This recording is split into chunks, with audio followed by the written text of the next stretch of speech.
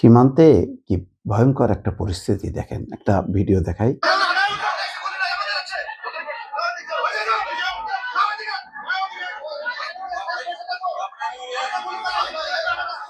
দেখেন এই মুখোমুখি, ওইদিকে হচ্ছে বিএসএফ আর এদিকে হচ্ছে বিজিবি। গুলির কথা মনে হয় বলছে বিএসএফ, সাথে সাথে বিজিবির দেখেন প্রতিরোধ। দেখেন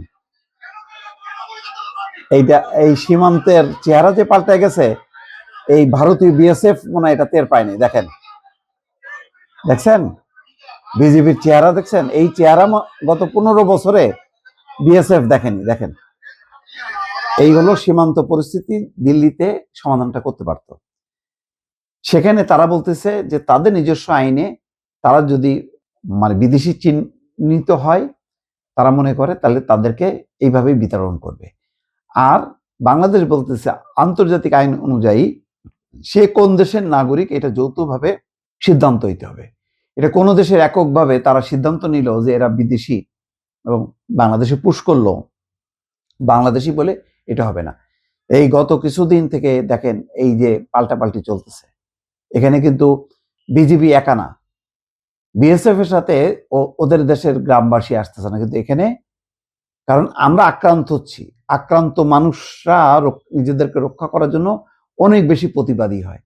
এখন বিজিবির পিছনে, বাংলাদেশের বর্ডার গার্ড বাহিনীর পিছনে গ্রামবাসী আছে, গ্রামবাসীও ছুটে আসতেছে। এইরকম বিএসএফ এর যারা আসছে তারা তো গত 15 বছরে দেখছে বাংলাদেশে কুকুরের মতন গুলি করে করে মারছে, কোনো প্রতিবাদ নেই।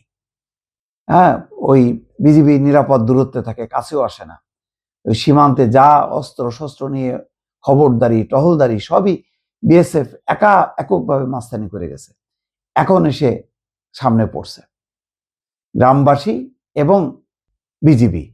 যদিও শুভেন্দু অধিকারী বুঝতে পারতেছে পরিস্থিতি, বলছে যে 5,000 অলরেডি তারা পুশ ইন করে ফেলছে। এটা সত্য কিনা আমার সন্দেহ আছে। হয়তো চোর যদি চুরি করে, এখন অনেক সময় সতর্ক থাকা সত্ত্বেও ঠেকানো সম্ভব হয় না। এখন যদি এমন কোনো চোরাই পথ দিয়ে ঢুকায় ফেলে সেটা অন্য কথা, কিন্তু নর্মালি ওই বিজিবির সামনে পুশ ইন করবে, ওখান থেকে গলা ধাক্কা দিয়ে বের করবে, এটা বোধহয় সম্ভব না। এটা বিএসএফ এসে দেখতেছে এই নতুন বাংলাদেশের একটা নতুন সীমান্ত, যে সীমান্তে একেবারে অগ্নিগর্ভ হয়ে আছে।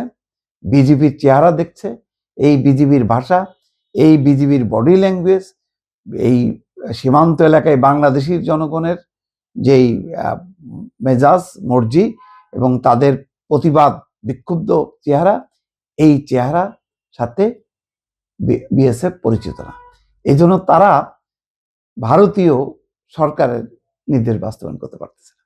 এই সমাধানটা দিল্লিতে হইতে পারত, দিল্লিতে বলতে পারতো যে ঠিক আছে, এই বিষয়গুলো নিয়ে আমরা তাহলে যৌথভাবে পুষণের বিষয়টা, যেমন দেখেন যদি সীমান্তে কেউ মারা যায় তখন লাশ গ্রহণের ক্ষেত্রে কি হয়, পতাকা বৈঠক হয়, দুই পক্ষ আসে, বৈঠক করে তারপরে এই কে মারা গেল তার পরিচয় নিশ্চিত হয়ে তখন বাংলাদেশ সেই লাশটা গ্রহণ করে।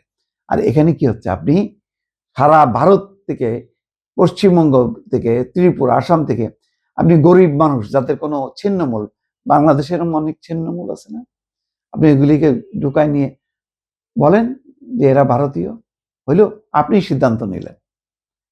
তো বাংলাদেশে যারা আসবে, বাংলাদেশি বলা হচ্ছে, তাদের বাড়ি কই, কোন জায়গায় থাকে, এসে একটা মোবাইল ফোন করুক, অথবা ওই এলাকার চেয়ারম্যানকে নিয়ে আসুক যে তার এলাকার কিনা লোক কিনা, ভোটার আইডি কয়েক বই, সব মিলায় এখন ভারত আর জবাব দিতে পারতেছে না। এবং তারা জানে যদি যৌথ কমিশন হয় আন্তর্জাতিক আইন অনুযায়ী এই ধরনের বিরোধ নিষ্পত্তির ক্ষেত্রে, এক্ষেত্রে ভারত আর পুষিন করতে পারবে না। সেই কারণে এখন তারা মরিয়া হয়ে এমন একটা সংঘাতমুখর পরিস্থিতি তৈরি করছে, যে কোনো মুহূর্তে বর্ডারে গোলাগুলি শুরু হবে এবং যতটুক ভারতের সাথে সম্পর্ক উন্নয়নের একটা অবস্থা তৈরি ছিল সেটা কিন্তু নষ্ট হবে। এবং এই ধরনের একটা সংঘাতময় পরিবেশ তৈরি করার জন্য অনেক আন্তর্জাতিক খেলোয়াড়রা কিন্তু তাদের তৎপরতা আছে। এটা ভারতের জন্য ভালো হবে না, বাংলাদেশ তো আক্রান্ত দেশ, বাংলাদেশের জন্য ভালো না হওয়া, খারাপ না হওয়ার কোনো কিছু আসা যায় না।